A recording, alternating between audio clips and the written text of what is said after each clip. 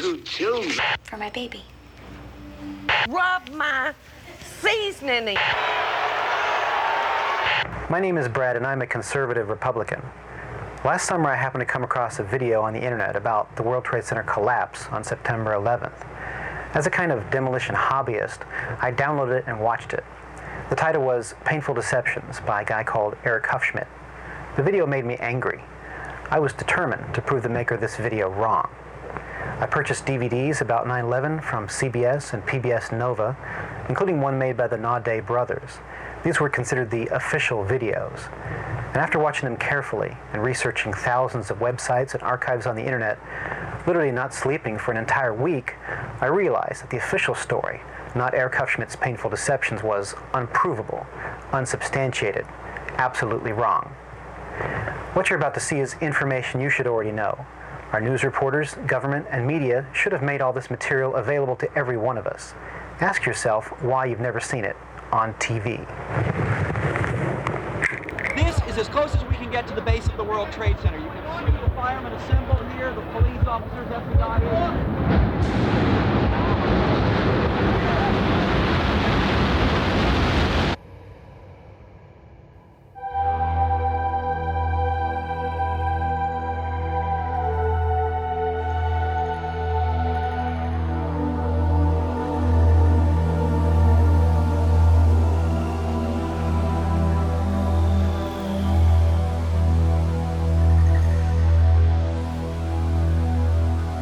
On September 11th, we learned that 4 passenger planes were hijacked and taken radically off course.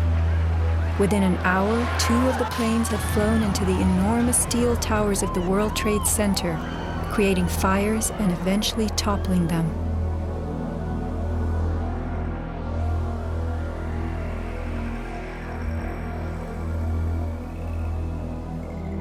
Dazed by the news, the American public soon believed the fires in the towers had burned so hot they caused the steel frames of the buildings to give way.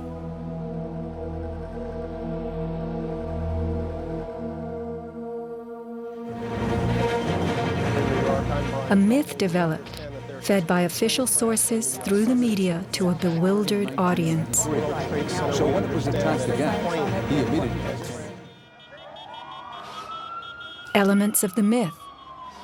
The impact of the airplanes, gallons of burning jet fuel, steel melting, the buildings failing and suddenly imploding. In a mere 10 seconds, 110 stories hurtled earthward, pulverizing into dust. We ran through the building and went into the... Right from the start, on the street itself, the official story was born. Come out of nowhere and just scream right into the side of the Twin Tower, exploding through the other side. And then I witnessed both towers collapse, one first and then the second, mostly due to structural failure because the fire was just too intense.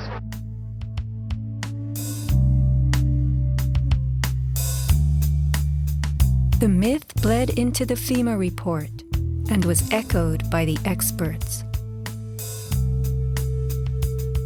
It was the combination of the impact load doing great damage to the building, followed by the fire that caused collapse. John Skilling and Les Robertson were the structural engineers who designed the streamlined steel frames of the Twin Towers in the 1960s. Because a wayward Army bomber flew into the Empire State Building in 1945, the towers were built with skyscraper crashes in mind. The airplane we were envisioning was the largest airplane of its time, flying slowly and low, lost in the fog. We designed the buildings to take the impact of the Boeing 707 hitting the building at any location. But the aircraft that hit the towers was a Boeing 767, heavier than a 707, fueled for a transcontinental flight and traveling fast. 707s and 767s are comparable. The maximum takeoff weight of a fully loaded 707 is almost 334,000 pounds. As airplanes only carry the fuel load they need, the smaller Model 767s that struck the towers were not, in actuality, maximally fueled or close to their maximum takeoff weight. As for the heat of the fires, listen to the radio communications of these New York City firemen. We got tanks. I saw the pockets of fire. We should be able to knock it down with 2 lines. Where you go that? 78th floor. We got tanks. I saw the pockets of fire. We got tanks. Isolated pockets of fire. 2 water lines to knock them down. FEMA's executive summary relays that much of the fuel in the planes, jet-grade kerosene, was consumed by the initial fireballs and the following few minutes of fire. It then tells us that the burning jet fuel spread between floors and ignited the building's contents, causing more fire and generating heat. This was somehow enough to bring down the tower's 47-column steel core, 236 exterior columns, and thousands of steel trusses all at the same time. Watch the tower smoking in the aftermath of the plane strikes. If you have ever tried to light a wood fire, you will know that smoking logs tell you the fire is not burning successfully. Smoke is the sign of an oxygen-starved fire. The Twin Towers stood for over an hour, smoldering but not flaming. During that time, thousands of people were evacuated by way of the stairwells. Others, trapped by debris, stood in the smoke-filled windows and signaled for help. In fact, the towers did what they were built to do. The building was designed to have a fully loaded 707 crash into it. That was the largest plane at the time. I believe that the building probably could sustain multiple impacts of jetliners because this structure is like the mosquito netting on your screen door, this intense grid, and the jet plane is just a pencil puncturing that screen netting. It really does nothing to the screen netting. The towers were built to withstand 140-mile-an-hour gusts produced by winter storms. Anyone in them on a windy day could feel them swaying. The single impact of a jetliner was no more of a blow than the continued battering of a hurricane. I was just putting my stuff away, and all of a sudden we heard a loud crash, and the building started shaking, kind of moving like a wave. New Yorkers were stunned 1 hour later when the first tower fell. To the best of my knowledge, the considerations of the fuel in the airplane in terms of an explosion or a great fire was not considered. Now, we were not responsible for that aspect of the design. Imagine building expressly for airplane impact, but never thinking of the fuel.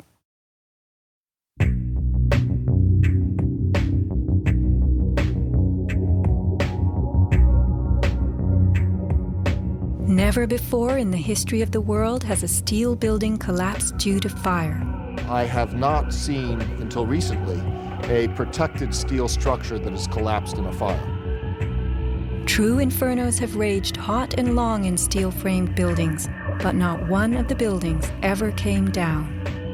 In 1975, the World Trade Center's North Tower suffered a nighttime fire that flamed for 3 hours, spreading vertically from floor to floor.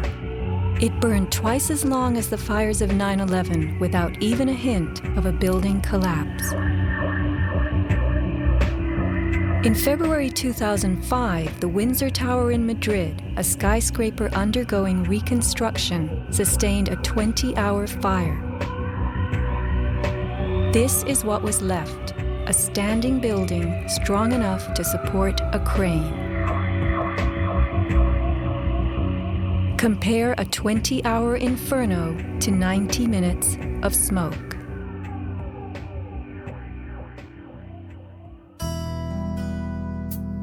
Why are buildings made of steel? Strong, light, and flexible steel frames offer many advantages over wood and concrete, especially where skyscrapers are concerned. Steel makes big buildings relatively light, with tremendous load-bearing capacity. The upper floors won't crush the floors beneath them, and steel holds up better to weather and fire. Most skyscrapers are built on steel or concrete frames, which is a grid of columns and beams that goes all the way through the building. The World Trade Center was different. It was what engineers call a tube structure. It was a very, very strong mesh of steel that surrounded the exterior. Inside, there was the core, a rectangle of 47 columns made of 4-inch thick steel at the base, thinning with increasing height. The cores combined might with ingenuity, anchoring the towers and allowing them to flex. Look at the size of this steel. Solid, prefabricated floor assemblies, welded metal floor pans placed on top of trusses both welded and bolted to the vertical frames.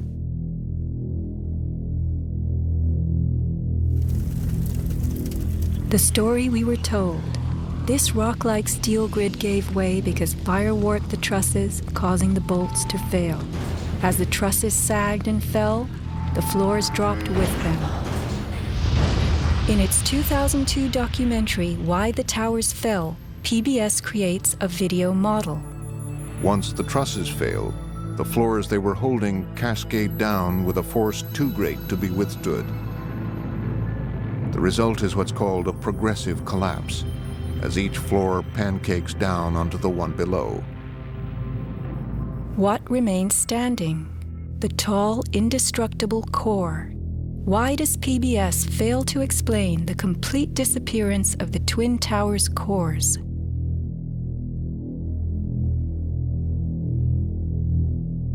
The official story's central thesis is based on heat, temperatures high enough to weaken steel. But people in the towers did not report such heat. Think about it. Neither steel, concrete, nor glass can burn. So what in those buildings could have burned to make such heat? How do these firefighters describe the collapse of the North Tower? We started running, floor by floor, instead of popping out. It was if they had detonated. Yeah, as if they were planned to take down a building. Boom, boom, boom, boom, boom, boom, boom, boom. All the way down. I was watching it and running. And others give similar descriptions. At 10:30, I tried to leave the building, but as soon as I got outside, I heard a second explosion and another rumble and more smoke and more dust. And then a fire marshal came in and said we had to leave because if there was a third explosion, this building might not last. Like, it sounded like gunfire, you know, bang, bang, bang, bang, bang, and then all of a sudden, 3 big explosions. Started walking down the stairs, we made it to the 8th floor. Big explosion. Blew us back into the 8th floor. Do you know if it was an explosion or if it was a building collapse? To me, it sounded like an explosion. But it was a huge explosion. Chief Albert Turry told me that he was here after the events that took place this morning. He tried to get his men out as quickly as he could, but he said that there was another explosion which took place. And then an hour after, there was another explosion in one of the towers here. So according to his theory, he thinks that there were actually devices that were planted in the building. Reports of bombs in the buildings, explosions. A CBS reporter to Dan Rather. But I was coming toward the World Trade Center looking for CBS crews and asked a firefighter if he saw any. All of a sudden, there was a roll, an explosion, and we could see coming at us a ball of flame stories high. Listen to the sound of a large explosion right before the South Tower begins to fall. This is as close as we can get to the base of the World Trade Center. You can see the firemen assemble here, the police officers, FBI.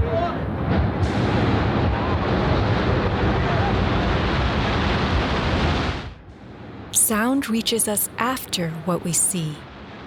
If the boom we just heard was the sound of the building collapsing, it would follow the collapse. Instead, the boom is heard before. Whoa, whoa, whoa. bring it back.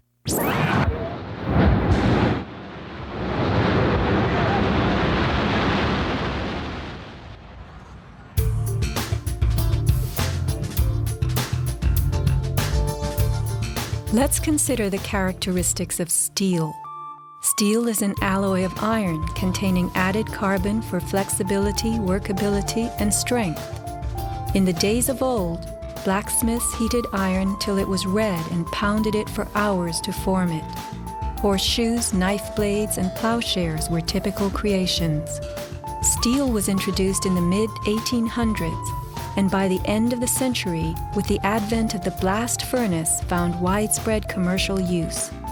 A blast furnace is known as a controlled environment. High temperatures are reached as oxygen is pumped into a closed space. How and when does steel melt? Steel melts at temperatures of 2,750 degrees Fahrenheit and above, attained only in a blast furnace or when a powerful incendiary such as thermite is used. Steel or any substance that is burned will never become hotter than the temperature of the fire or heat applied to it. An open-air hydrocarbon fire reaches a maximal temperature of some 1,200 degrees Fahrenheit in a dirty or uncontrolled burn, characterized by red-orange flames. Red-orange flames are what we saw on September 11th. Even the fireball caused by the plane strike was red-orange.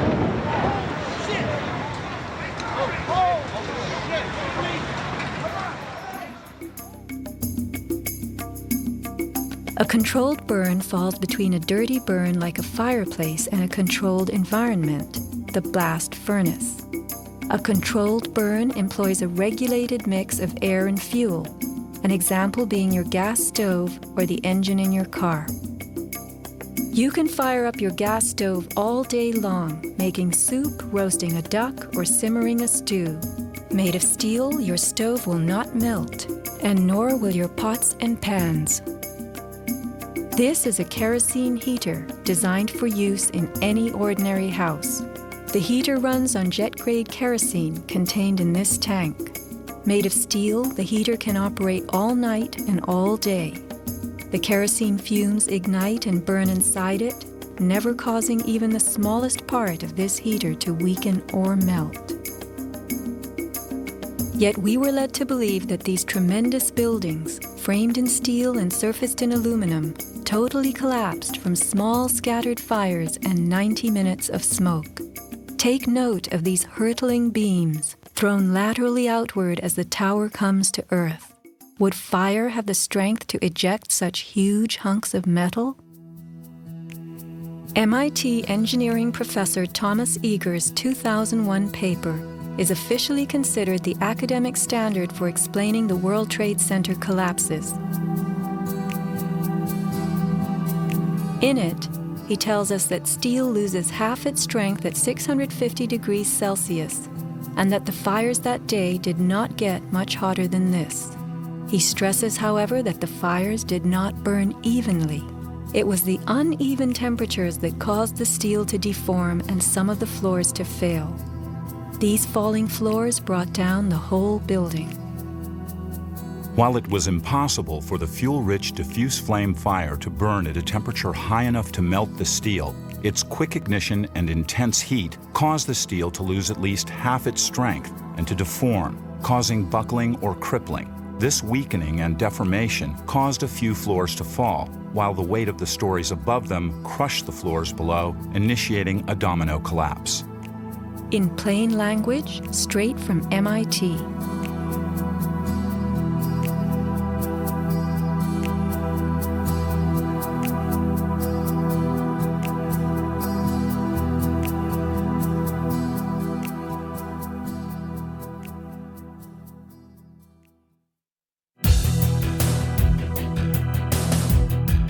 What do falling buildings look like? What do demolitions look like?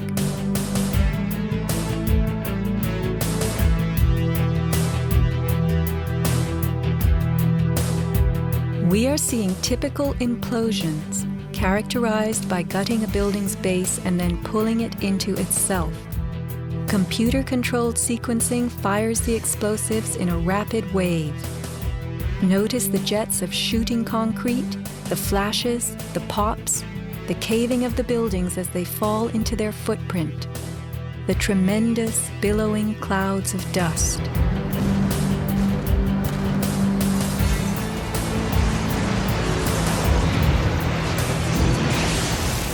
Now let's look at the collapse of the Twin Towers.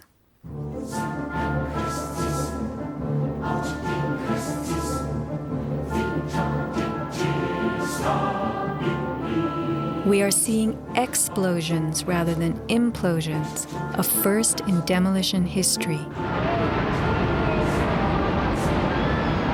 A sequenced rumble becomes a roar as debris is thrown outward. The damage is not contained. Even the windows are blown from neighborhood buildings. What kind of energy enabled this?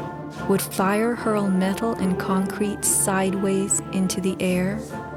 Here, a 600,000-pound chunk of steel, twice the weight of a Boeing airliner, was flung 400 feet, wedging itself deep into 3 World Financial Center on Vesey Street. A FEMA photographer taking pictures of Ground Zero wondered why so many steel beams were jutting from neighborhood buildings. What shot pieces of the towers all the way across the street?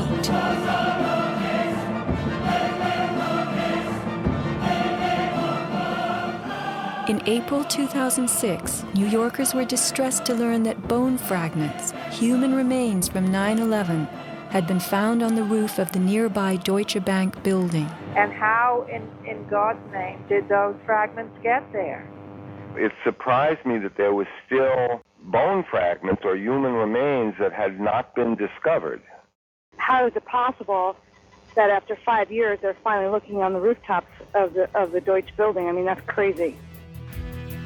And bone fragments less than a centimeter long. How could they be so small? So much to be explained. Why did the South Tower fall first when it was the second tower to be hit? Watch the top of Tower 2 leaning outward, about to topple. Then suddenly, it disintegrates in midair.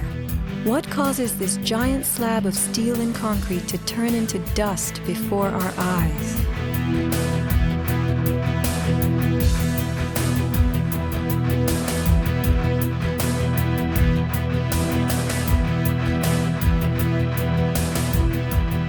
Watch both buildings collapsing straight down, directly into the path of most resistance, which is all the floors and all the mass of the building itself.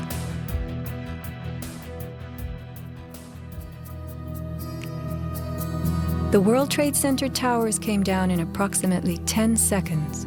Seismic data from Columbia University puts the North Tower collapse at about 8 seconds and the South Tower at approximately 10. Lynn Simpson, a survivor from the 89th floor of the North Tower, describes the site. And I saw the Trade Center literally collapse in upon itself floor by floor by floor, and it took seconds for it to happen. It was a massive building, and it just pancaked. 10 seconds.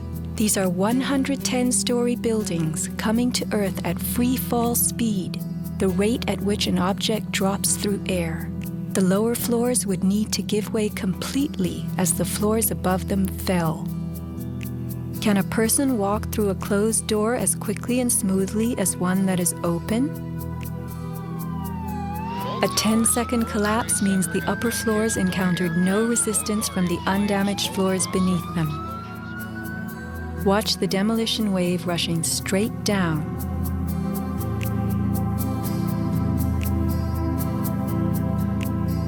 Here, the South Tower is half its original height, but wreckage from the upper collapse has not yet fallen this far. We are watching a demolition moving faster than gravity itself, a building bursting into powder from top to bottom.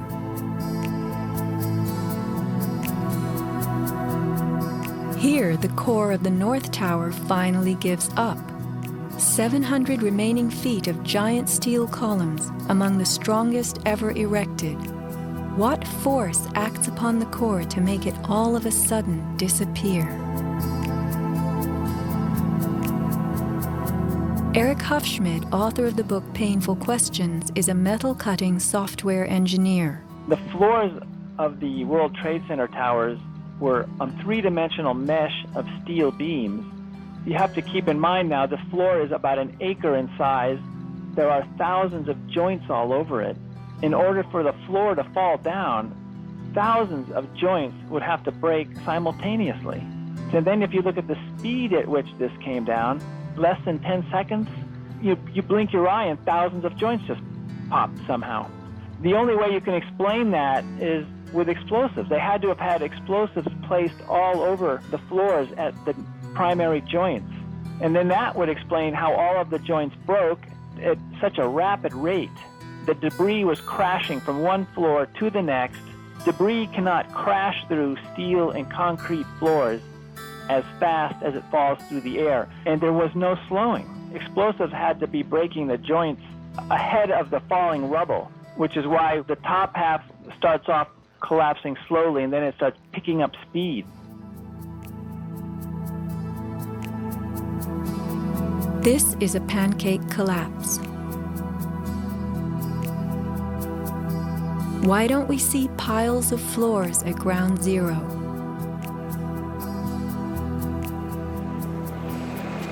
And paper blown everywhere.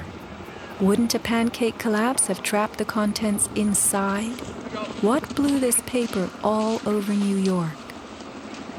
If you were to drop a billiard ball from the top of the Twin Towers, it would hit the ground in just over 9 seconds, the average time it took for the towers to fall. Helped by gravity and falling through air, the ball will gain speed. The calculation for a pure pancake collapse of 110 stories, with each floor pulverizing to get out of the way, is 96 seconds. In the real world, with the floors creating resistance, a pancake collapse would lose speed. Never would it gain speed.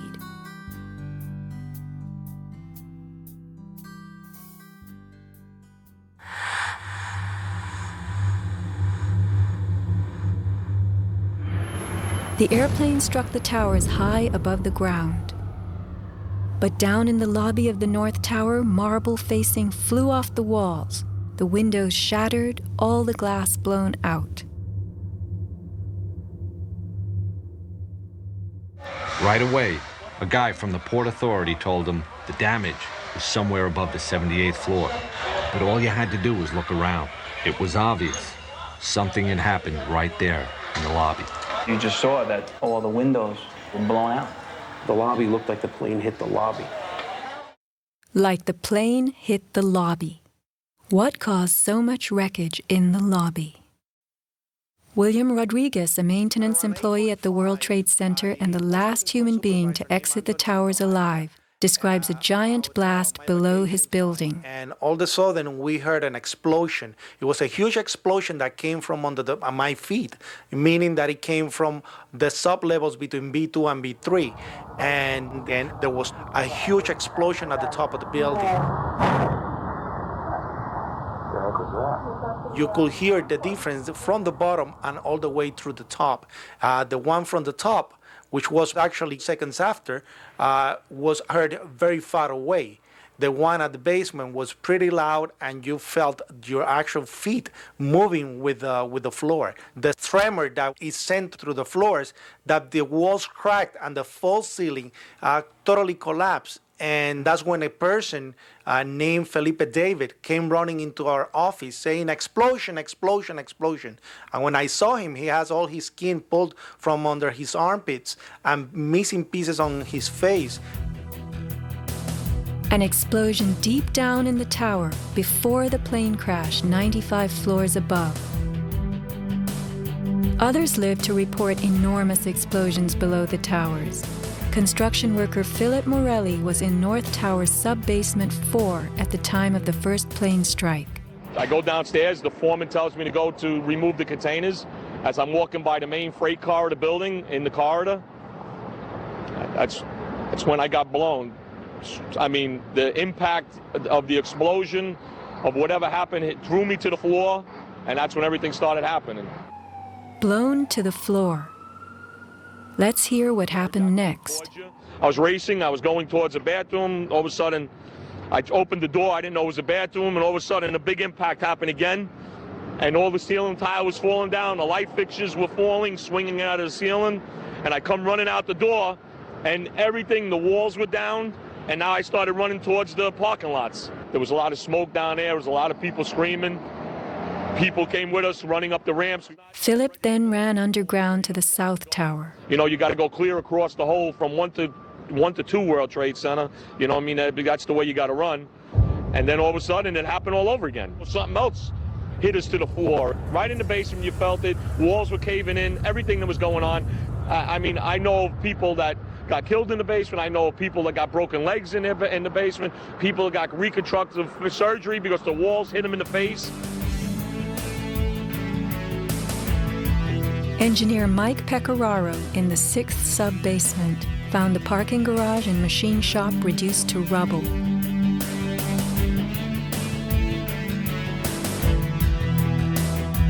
Rescue firemen and civilians spoke of hearing explosions throughout the towers. Firefighter Lou Caccioli told People magazine that as he and others evacuated workers, bombs were going off inside the building. Explosions stalled elevators and filled entire floors with smoke and debris. An eyewitness who said there was an explosion on floor 7-8. 7-8. To dispatch, we've just had another explosion. Warren Street because of the secondary explosion. We've got numerous people covered with dust from the secondary explosion. And we got another explosion on the tower, 1013. Tower 2 has had a major explosion and what appears to be a complete collapse surrounding the entire area. Who's involved in the secondary explosion?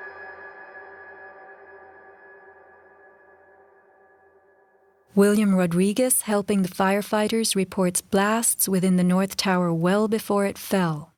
As I went up, I remember listening to small explosions on the upper floors, and these small explosions were not coming from the area of the impact. It was coming from lower floors. And when the second plane hit the South Tower, we heard boom. When we heard boom, inside our building, the North Tower, we heard pa pa pa pa pa pa pa pa. And on the security radio, we heard, we lost 65, meaning the 65th floor collapsed.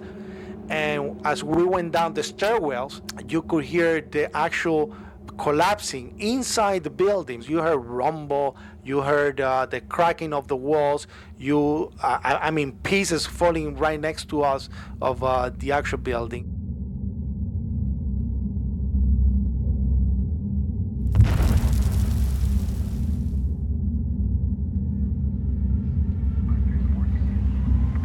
What happened at the base of the towers just before they came down? Smoke appeared at street level.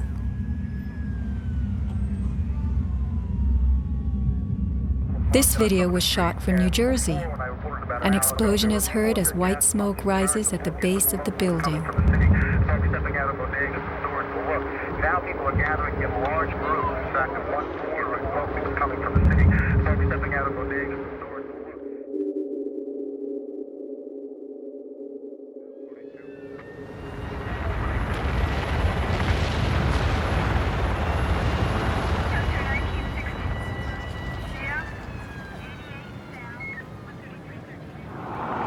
Watch the camera shake on its tripod as a large energy source rocks the ground. 9 seconds later, the North Tower falls. I heard like an explosion and then a cracking type of noise. And then it sounded like a freight train, rumbling and picking up speed. I looked up and I saw it coming down. As I came out of the North Tower, everything started trembling under my feet like an earthquake. The only thing I saw was a fire truck. I ran towards the fire truck and slid right under, when the building started to collapse right on top of the fire truck.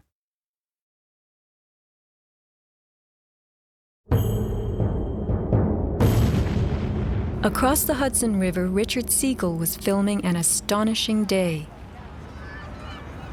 The sound meter of Richard's camera caught something very significant.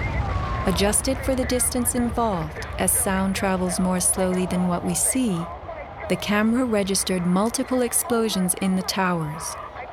Here is the South Tower record. Then the building fell.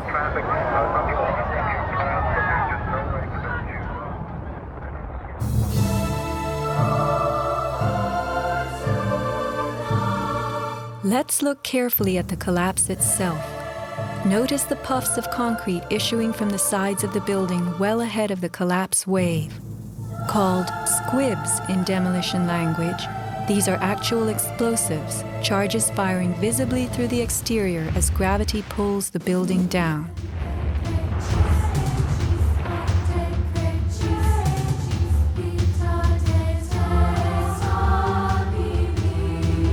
Here are more.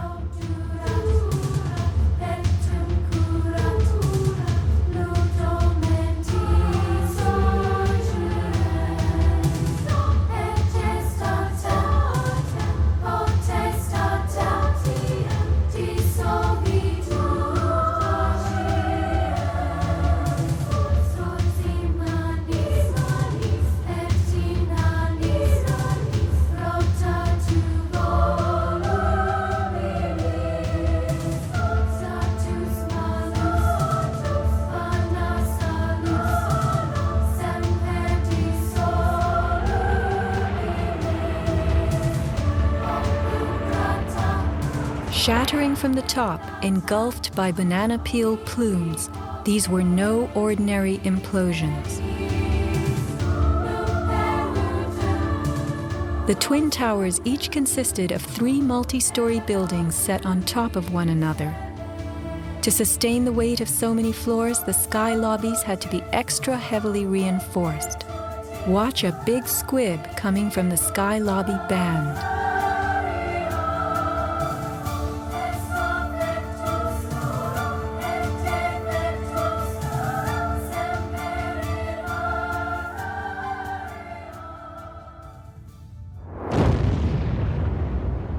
A powerful blast produces what is called a shock wave.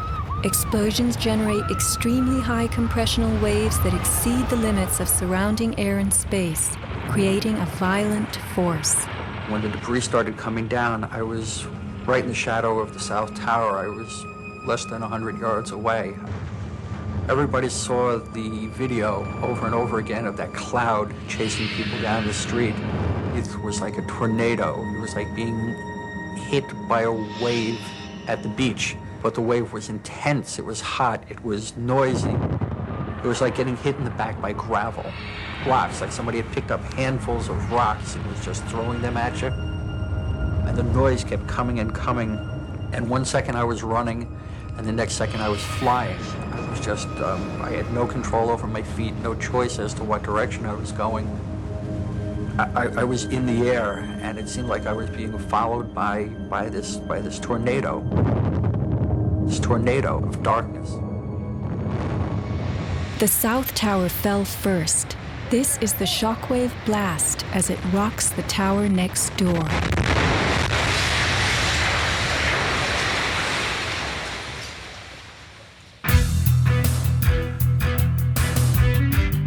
As the buildings fell, they darkened Manhattan, filling the air with billowing clouds of dust and ash.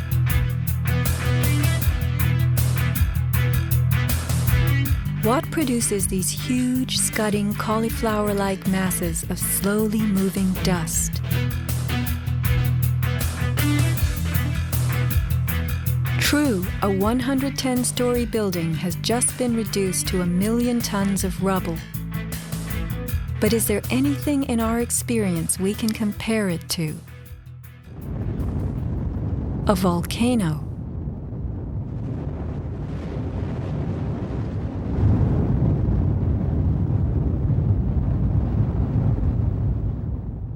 The U.S. Geological Survey website provides us with a definition of a pyroclastic flow as a ground-hugging avalanche of hot gas and debris.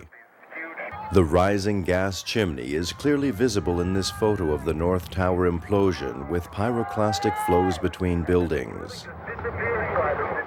The cauliflower shape of the debris clouds is a telltale sign of pyroclastic flows generated by massive explosions typical of volcanic eruptions and controlled demolitions. That is the second building that has gone down. It came out. A pyroclastic surge can even flow over water as hot gases carry dust created by explosive energy. Here, the South Tower implosion creates a pyroclastic surge moving out over the Hudson River. A volcanic eruption produces exactly the same thick, scudding ash, heavy with debris, hugging the ground as it flows out from a tremendous internal explosion.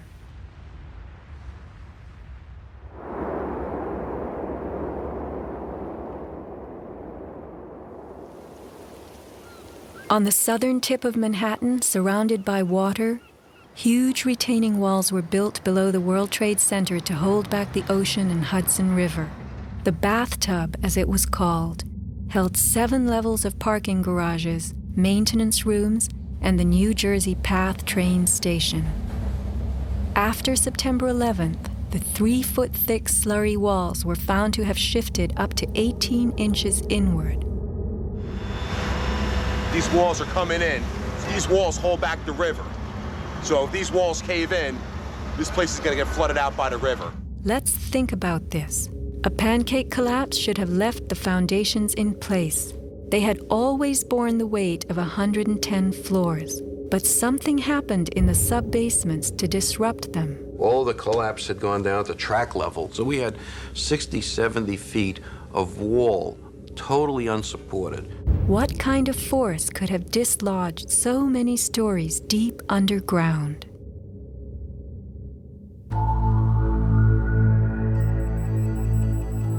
The pile itself seemed to have a life of its own. It spewed fire when we dug into it. The ground continued to burn. Les Robertson publicly reported that 3 weeks after the collapse, live fires burned and molten metal still flowed underground. You see how this debris is still smoking? That's when the fire is going to still burning. 8 weeks later, we still got fires burning. Steel-toed boots is one of the biggest things. Out still on the rubble, it's still, I believe, 1,100 degrees. The guy's boots just melt within a few hours. In November 2005, physics professor Stephen Jones of Brigham Young University published a 25-page treatise on the collapse of the Twin Towers and Building 7, applying the laws of physics to the official story. From an interview on MSNBC. As we read in the FEMA report, it says here, and I put this in my paper, of course, the best hypothesis, which is the only one they looked at, the fire, has only a low probability of occurrence. Further investigation, analyses are needed to resolve this issue, and Professor, I agree with that. I am sorry that we are out of time, and I'm not sure that one other thing I want to mention about... Okay, if you can hit it, okay, with it quickly. all right. Okay, here we go. Molten metal in the basements of all 3 buildings. Right. And yet all scientists now reasonably agree that the fires were not sufficiently hot to melt the steel. So what is this molten metal? It's a direct evidence for the use of high-temperature explosives such as thermite. Thermite produces molten iron as an end product. Okay. We appreciate your coming on, even if I don't understand your theories. We appreciate you trying to explain them. Thanks. Professor Jones barely got in his mention of thermite. An incendiary used by the military, thermite is a compound of iron oxide and aluminum, which when ignited sustains an extreme heat reaction, creating molten iron. In just 2 seconds, thermite can reach temperatures over 4,500 degrees Fahrenheit, quite enough to liquefy steel. This is thermite melting the engine of a car. We know that open-air fires cannot burn hot enough to melt steel, but metal had melted at the base of the towers. The second product of a thermite reaction is aluminum oxide, visible as white smoke. Was thermite used in conjunction with explosives on September 11th? Watch this very bright substance pouring from the 81st floor of the South Tower.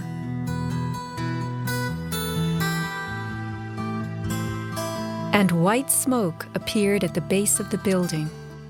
Would this be aluminum oxide, the byproduct of a thermite reaction? Appendix C of the FEMA report describes sulfur residues on the World Trade Center steel. The New York Times called this the deepest mystery of all. Sulfur slightly lowers the melting point of iron, and iron oxide and iron sulfide had formed on the surface of the structural steel. Sulfur used with thermite is called thermate, producing even faster results.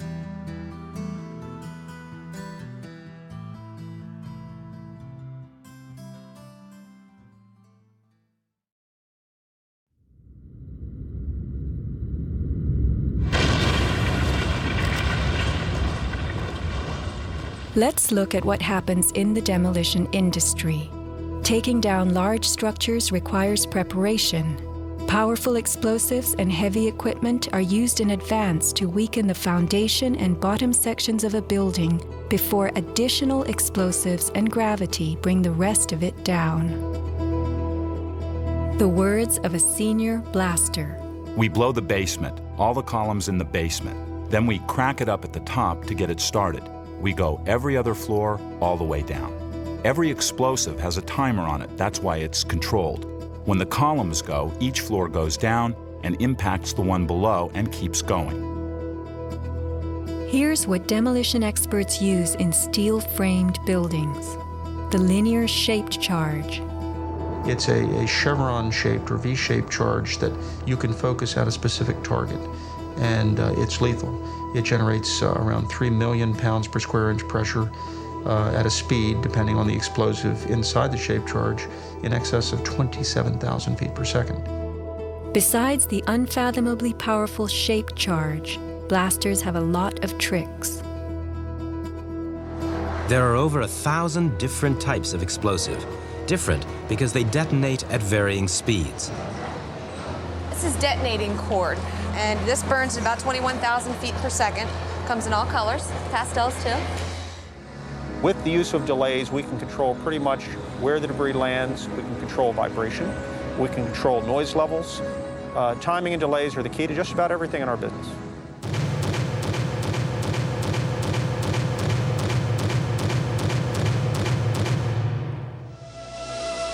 And what is the result? The thing that pleases me is the fragmentation and the control. One to take a building and break it up into millions of pieces and put it in this basement as artfully as we do it, and it works just like clockwork. So we've got it all down to a science. It gives me goosebumps to talk about it.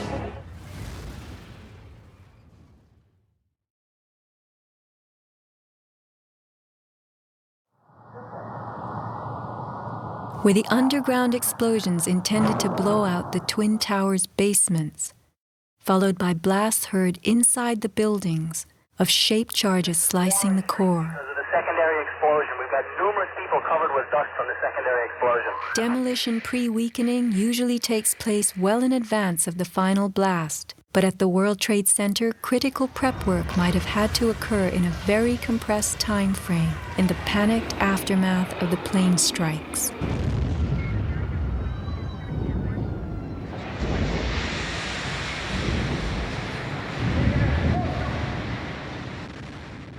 These core columns were discovered after the collapse.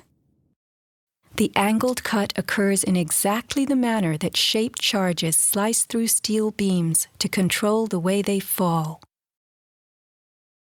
Notice the hardened, once liquid metal. Was thermite used with the shaped charge? The job of the shaped charge is to cut steel H-beams. The way we do this is by cutting the beam at an angle, which through a series of beams cut at the same angle will tend to make the building shift over and walk. Let's look at the rubble of two 110-story buildings brought to the ground. In a 7-story crater lie nearly 2 million tons of debris. Had the basements not been blown out, where would 2 million tons have gone? Heaped on the ground, ready to slide and spill? The art of controlled demolition.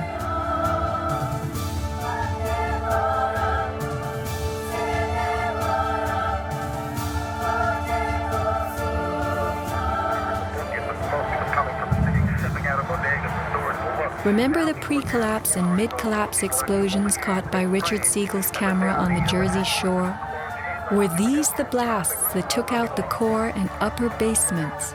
Just before the final crumble, a mind-boggling sequence of computer-controlled delays that blew the exoskeleton, pulverized the concrete, to bring the whole structure rolling to the ground.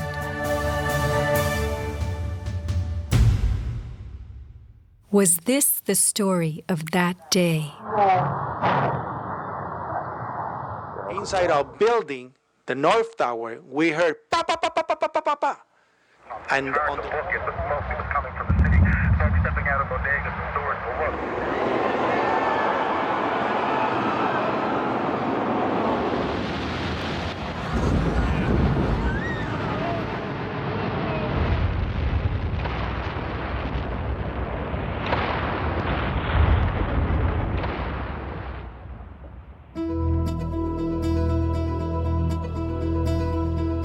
Some people appear to have known the imminent future on that fateful day. FEMA had arrived in New York on Monday night, ready for a bioterror drill. Spokesman Tom Kenny to Dan Rather. To be honest with you, we arrived on late Monday night and went into action on Tuesday morning. And not until today did we get a full opportunity to work the entire site other than the spot at Church and Day to which we were deployed. And Rudy Giuliani, mayor of New York, tells ABC's Peter Jennings that he was aware the towers would be coming down. What is going on now is a massive rescue effort. Do you believe it's hundreds or thousands? I really don't. I really don't want to say right now, Peter. I think it's going to be a horrible number. I saw people jumping out of the World Trade Center. I saw some of the firefighters who I know going into the building. And we were in a building in which we were trapped for about 10, 15 minutes. And we set up headquarters at 75 Barclay Street, which was right there with the police commissioner, the fire commissioner, the head of emergency management. And we were operating out of there when we were told that the World Trade Center was going to collapse. The World Trade Center was going to collapse. It was going to collapse. It was going to collapse. Similarly, Larry Silverstein, new leaseholder of the World Trade Center, regretfully declared that a decision was made to pull Building 7 by the end of the day, the last structure added to the World Trade Center complex. Let's hear Mr. Silverstein's actual words, delivered for our benefit in the 2002 PBS documentary America Rebuilds. I remember getting a call from the fire department commander telling me that they were not sure they were going to be able to contain the fire. And I said, we've had such terrible loss of life. Maybe the smartest thing to do is pull it. And they made that decision to pull, and then we watched the building collapse.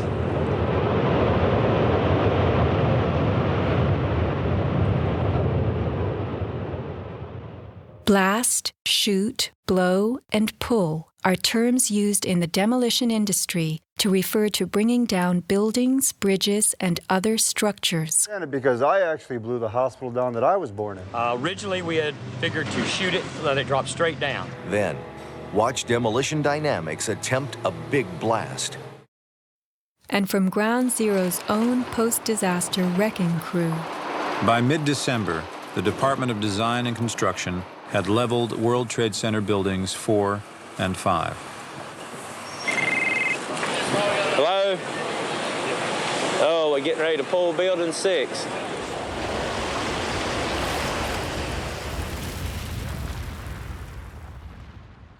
Silverstein, a commercial real estate tycoon with international political connections, acquired a 99-year lease on the World Trade Center complex in the spring of 2001.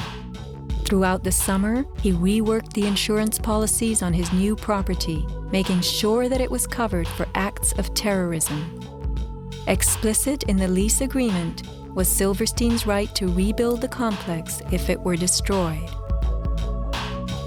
After 9/11, Mr. Silverstein fought his insurers in court to obtain double his policy limits for the destruction of his property, maintaining that the double hijacking constituted 2 disasters caused by terrorists, not just one.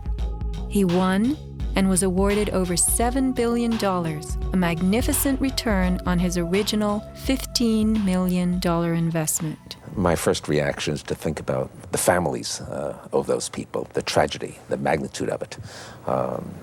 However, I firmly believe that we should rebuild.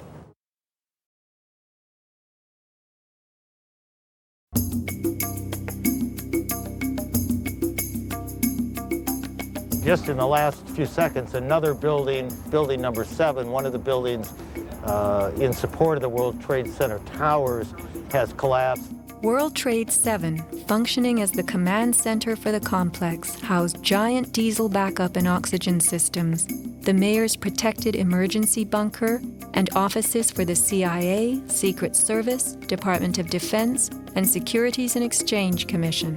Its other tenants were insurance companies, brokerages, and banks. No plane hit Building 7, but at 5:20 p.m. on September 11th, it collapsed in a heap on the ground. Some damage to Building 7 is said to have been caused by debris from Tower 1.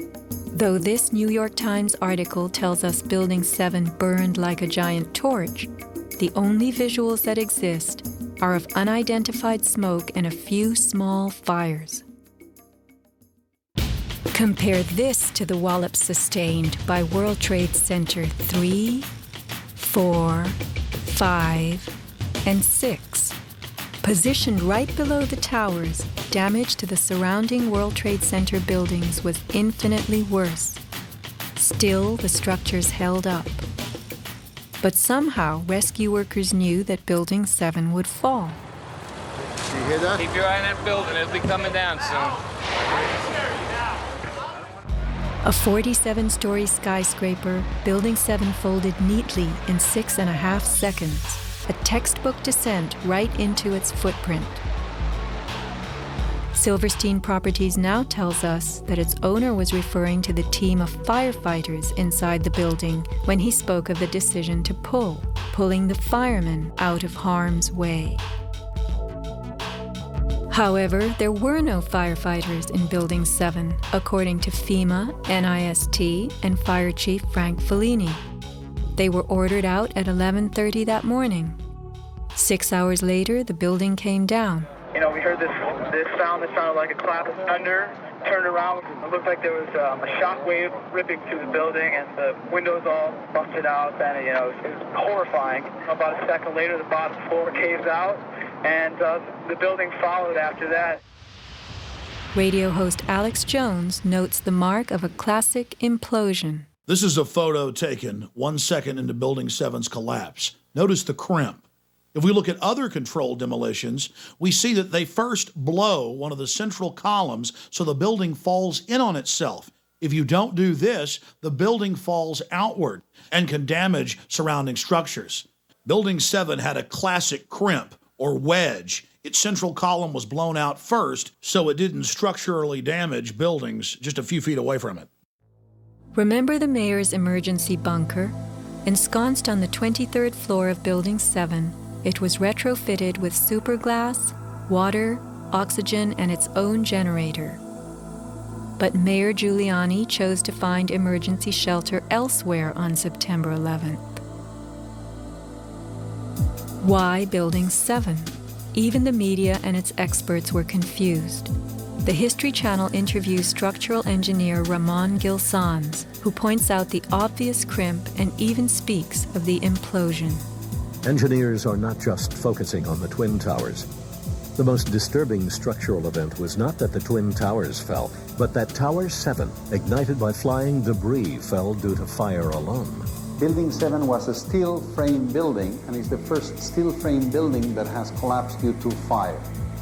The failure of the building was an implosion, so it failed completely different than Towers 1 and 2, in which the floors failed first. Why Building 7? Let's ask the question again. As the WTC Command Center, was it the hub for the 9/11 plan? Also, in 6.5 seconds, lost forever were thousands of SEC case files on corporate fraud, including those relating to the notorious activities of giants WorldCom and Enron. A few indictments for stock fraud, but what of the $70 billion California electricity swindle? It disappeared.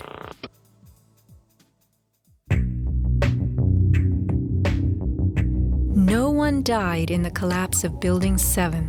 It was vacated well in advance of its implosion, but not the Twin Towers. Why weren't police, firemen, and civilians in these buildings told what to expect? Tragically, employees in the towers were advised to return to their offices. The announcement came on that everything was fine. Tower 1, they were evacuating, but Tower 2 was fine, and we could go back to our offices. We were about to go through the turnstile. The security guard says, "Where you guys are going?" I said, "Well, I'm going home because I saw fireballs coming down." He said, "No, your building is safe. It's secured. It is safer to stay in your building. Go back to your office." Stanley Prayamnath returned to the 81st floor. Then, I just happened to raise my head looking straight towards the Statue of Liberty, and what I saw was a giant airplane coming straight towards me. the South Tower was hit between the 78th and 84th floors. Trapped on the 81st floor by crushing debris, Stanley was rescued by Brian Clark. Slowly and painfully, they made their way down a stairwell to freedom. Outside, Stanley had a feeling of uncanny prescience for what was to come. And we peered through the railing up through the trees at the tower, and Stanley said, "You know, I think that tower could come down." And I don't know why I'm telling this man this building is going. But I knew it was not over. I said, "There's no way. That's a steel structure. That's just draperies and carpets and furniture burning. You know, there's no way." And I didn't finish my sentence when the tower started to slide. And I can still remember hearing, first of all, this boom, boom, boom explosions.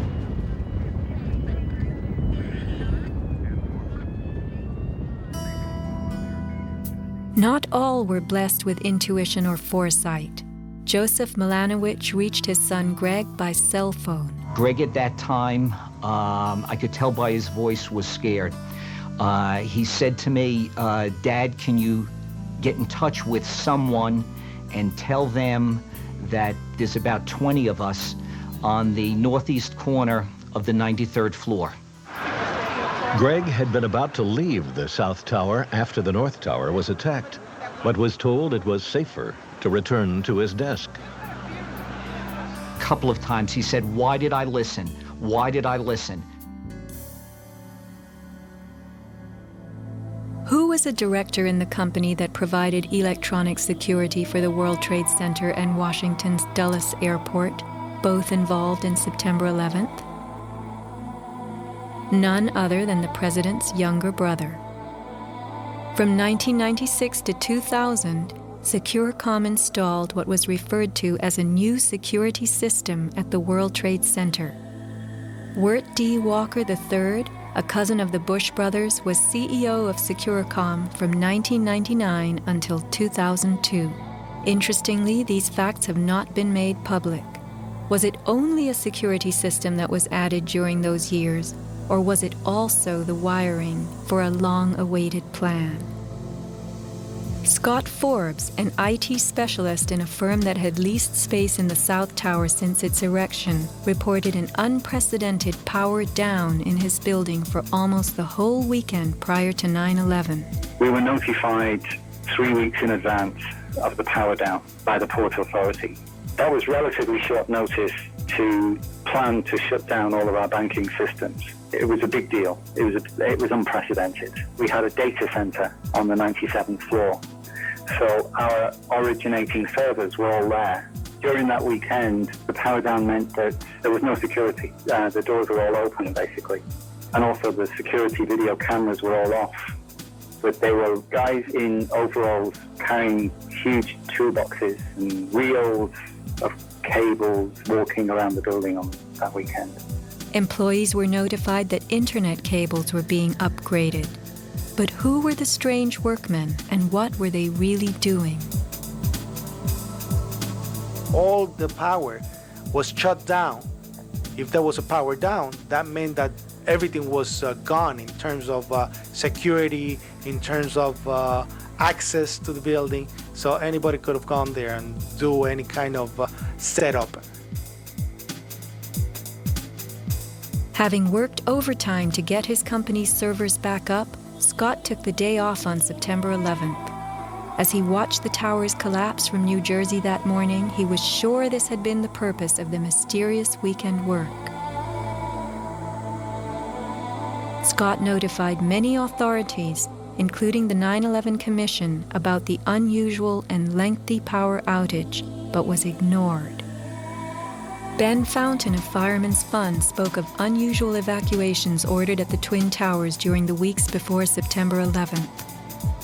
Others reported that the security alert was inexplicably lifted 5 days prior and bomb-sniffing dogs were removed. What would the dogs have discovered had they remained on duty?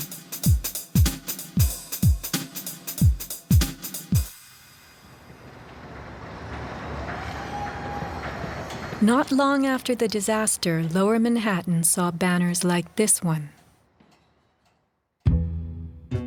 Although they were idolized as cathedral-like symbols of power and triumph that pierced the New York skyline, the Twin Towers were big money losers for the Port Authority of New York. They cost millions a year to equip with the basics: electricity, water, heat, air conditioning, sewage, and even oxygen, being airtight. As modern communications connected traders from all corners of the globe, tenancy in the Twin Towers continued to drop.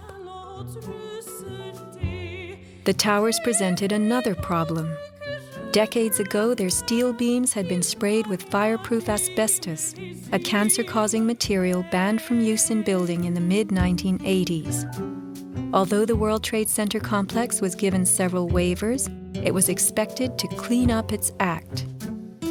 But to remove the asbestos from every supporting beam in the Twin Towers would have been almost undoable.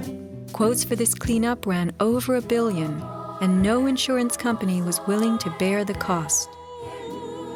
An urban renewal project of unfathomable proportions. Given the tower's issues and problems, September 11th proved an unexpected bonanza. The Trade Center was built in the 1960s to revive a rundown area of New York, and 40 years later, urban renewal could again take place. 2 white elephants were removed, and a brand new complex is in the works. The full height of the new Freedom Tower will soar to 1,776 feet.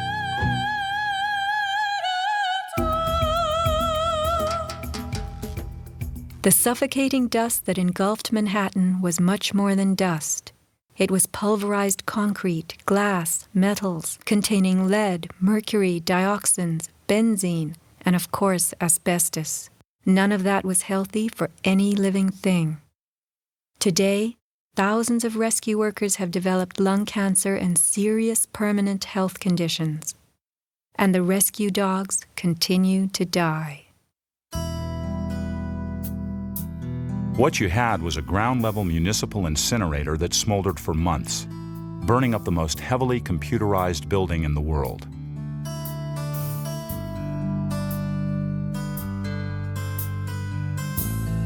Patients have had black paste coming out of their pores.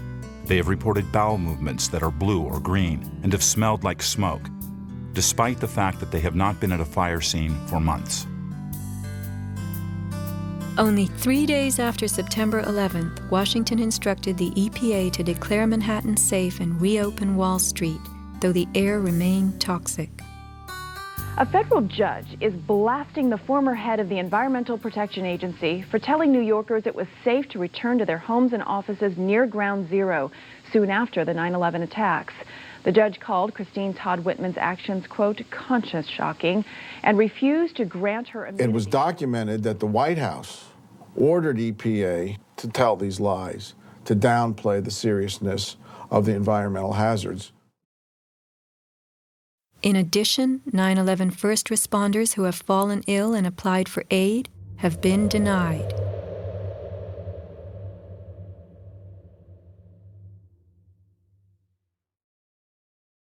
Asbestos plays a part in the myth of why the Twin Towers fell on September 11th. The steel had been sprayed with a lightweight fireproof foam, which, while cheaper, was much less adhesive. The New York Times has reported that the foam fell off easily, and the Port Authority had been fixing and replacing missing sections in the months before September 11th. But even if the fireproofing had been perfectly applied, the impact of the plane crashing into the North Tower was so powerful, it simply blew most of it off, allowing the fire to attack the steel beneath. Once the planes hit, whatever condition it was in before the fact, made no difference because an impact would knock it off and the fire would have devastating effects on the steel. One good smack from a jet plane and the puffs of asbestos are all blown off the steel. Would a few hundred doors slamming do the same thing?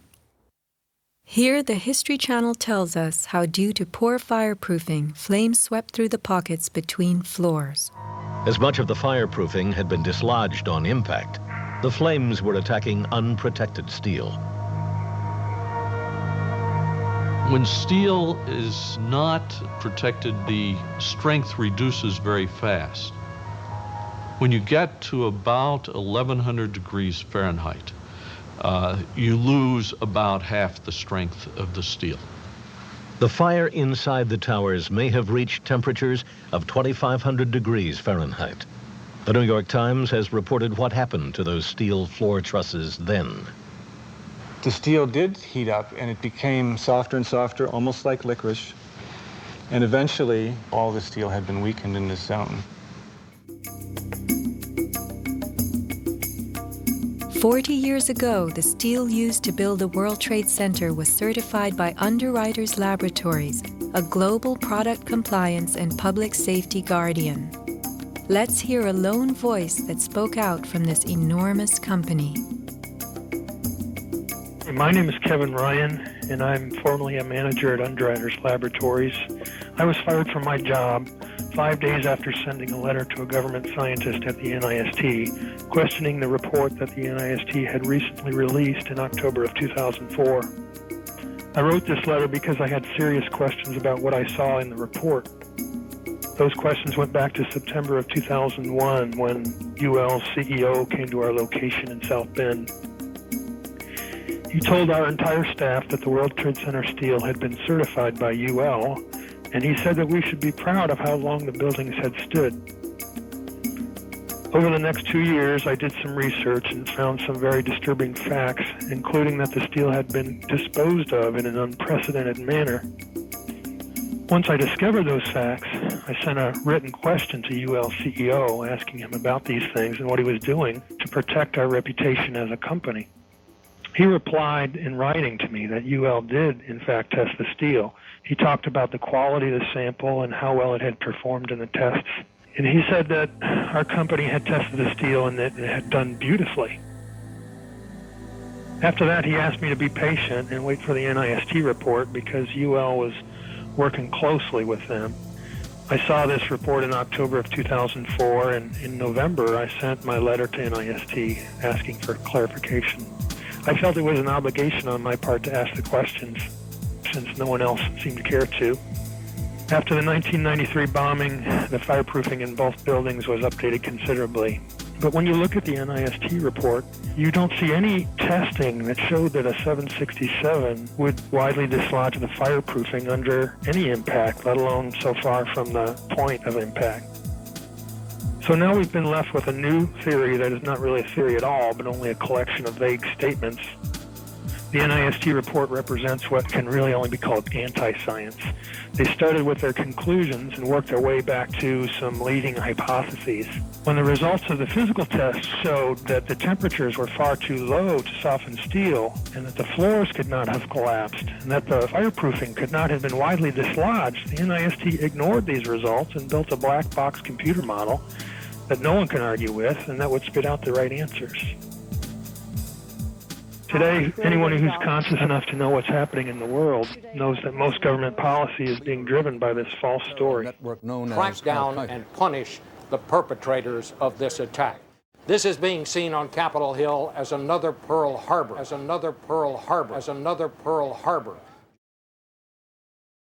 The steel in dragon-like lengths and contortions spoke for itself. Bent, deformed, without cracks. I found it hard to believe that it actually bent because of the size of it and how there's no cracks in the iron. It bent without almost a single crack in it. It takes thousands of degrees to bend steel like this. Typically you'd have buckling and tearing on the tension side, but there's no buckling at all. There's no buckling at all. Here is the meteorite, molten iron fused with concrete. And architects, engineers, people who work with steel, welders have just never seen the level of destruction and the level of deformation of this material in our lives. It is true that heat expands steel. In a fire, steel members may swell and bend slightly. But this, how could these huge tangles have been created? The steel below the towers had melted at many thousands of degrees. Since metal conducts heat, were these twisted remains formed by high temperatures wicking their way through a gridwork of steel?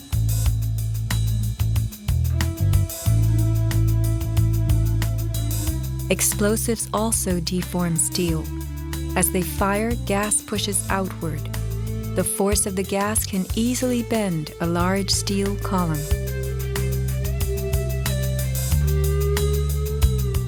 Two kinds of debris, huge shattered columns that could break a truck, combined with matter that was near pulverized. You have two 110-story office buildings. You don't find a desk. You don't find a chair. You don't find a telephone, a computer. The biggest piece of a telephone I found was half of the keypad, and it was about this big. In 1886, 4 gold miners lost their lives in an underground explosion. The bodies of these 4 men were brought to the surface in one barrel. The biggest piece recovered was part of a foot.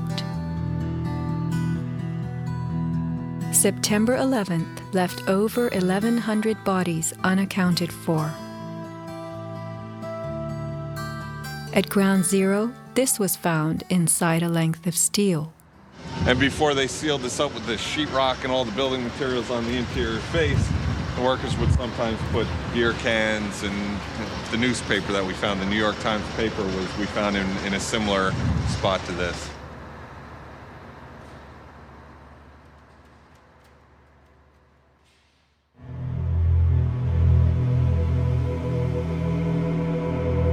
Secrets cannot be kept forever. Just as that newspaper from 1969 revealed itself to us decades later, we will someday know the inside of September 11th. The reasons for the staging of such a production go far back into time.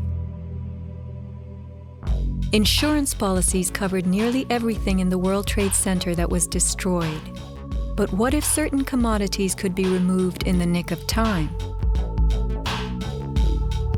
Gold and silver held by commercial banks and the COMEX exchange is said to have been stored beneath Ground Zero. This single cache belonging to the Bank of Nova Scotia was unearthed and made public. Was there more, and was it removed, remains a question. As last survivor William Rodriguez climbed the stairwell to rescue people, He remembers a very strange thing. As I stood there on the 33rd floor, I heard very strange noises on the 34th floor. Now, the 34th floor was an empty floor, a floor that did not have any kind of walls, or it was a construction floor. It was totally hollowed out. There was nothing there, and I heard very heavy equipment being moved around, and it sounded like dumpsters with metal wheels being moved around, and I got scared because I knew it was an empty floor. Nobody was supposed to be there. As a matter of fact, not even the elevators stopped there. You have to have a special access key to open the door on the 34th floor. So to find that there were strange noises there, and I continue actually bypassing that floor because I didn't dare to open the door on the 34th floor. Something told William Rodriguez not to mess with the 34th floor. I got scared. Yet William Rodriguez was not a man who was scared that day. He remained in a burning building against firemen's orders, endangering his own life as he saved the lives of others. What could have been happening on the 34th floor? For weeks, Scott Forbes had heard similar noises on the 98th floor above him. It must have been at least 4 to 6 weeks before 9/11. It was like rebuilding work going on upstairs. The tenants, the people from Aon who had been were moved somewhere else. The offices were just vacant. And there was a lot of heavy machinery building work going on. It was almost like pneumatic drills and lots of hammering, so much so that the floors were shaking. That's how noticeable it was. It was almost as if something heavy was being moved and then it was being taken off wheels, and it was like, boom! Our floor underneath literally shook. You could feel the weight above you. That was how large it was. On one occasion, I opened a door to see what was going on, being nosy. When I opened the door, the whole office space was empty. There was nothing there at all. It was quite bizarre because it was just empty. Completely empty, barren, nothing, zero. Not even cables hanging from the ceiling, but there'd been these heavy noises and vibrations up above. It was really strange. And the noticeable dust in the building the week before. It was probably the week leading up to 9/11. Every morning I'd come in around 7 a.m. and the dust was incredible. It was filthy. It was like the cleaners weren't cleaning. Right where the windows were, there was a sill which enclosed radiators. I was sick to death of the dust which was appearing on the windowsills. It was dirty grey and very, very noticeable in that week leading up to 9/11.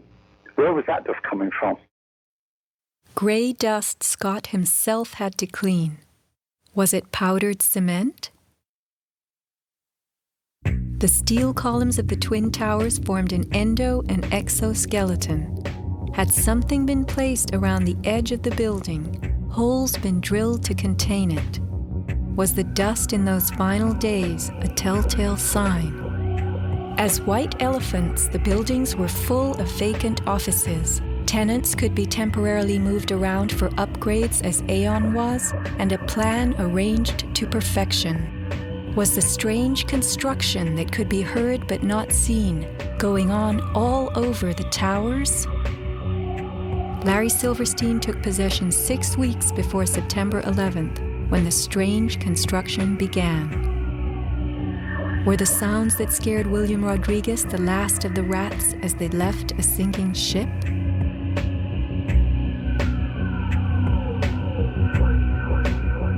By taking a day off, Scott Forbes saved his life. This woman was not so fortunate. She is 9/11's Iphigenia, calling soundlessly to people who could not help her. Christopher Hanley trapped with 100 people on the 106th floor of Tower 1. Fire Department 408, where's the fire? Yeah, hi. I'm on the 106th floor of the World Trade Center. We just had an explosion up here. What building are you in, sir? 1 or 2? 1 World Trade. All right. Yeah, there's smoke, and we had about 100 people up here. Sit tight. Do not leave, okay? There's a fire or an explosion or something in the building. All right? I want you to stay where you are. Yes. Kevin Cosgrove trapped on the 105th floor of the South Tower. There's smoke right there, 105, 2 power. It's really there, it's black, it's iron.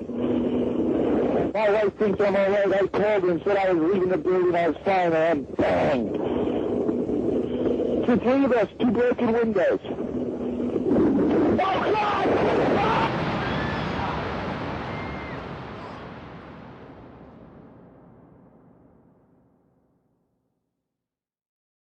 Let's not forget these people whose fate on this day was decided for them.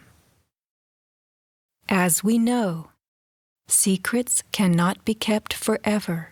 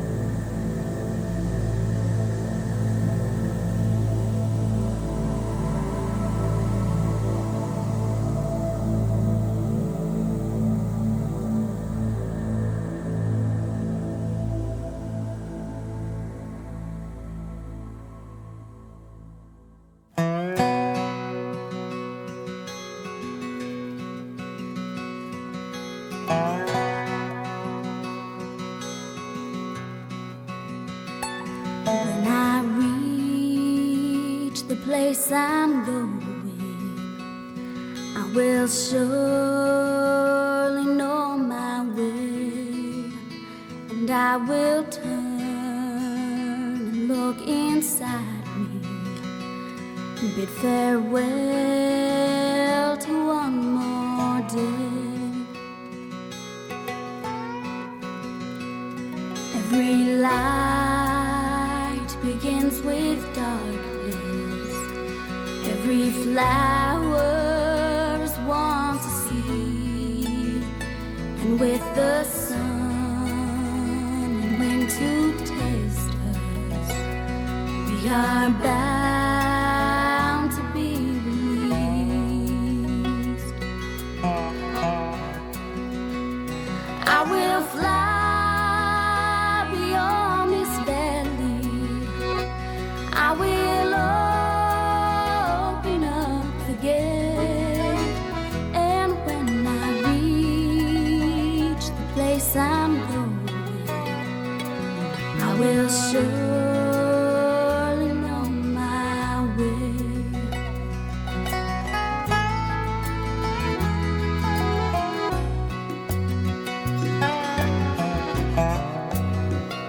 We have hands to hold our sorrow. We have tears to heal the pain. And though your eyes ask many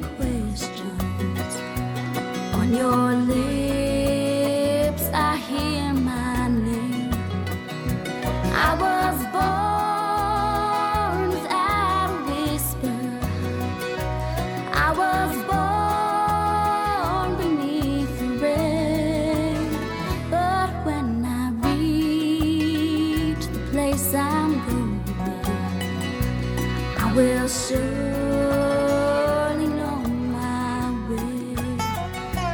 I will surely know my way.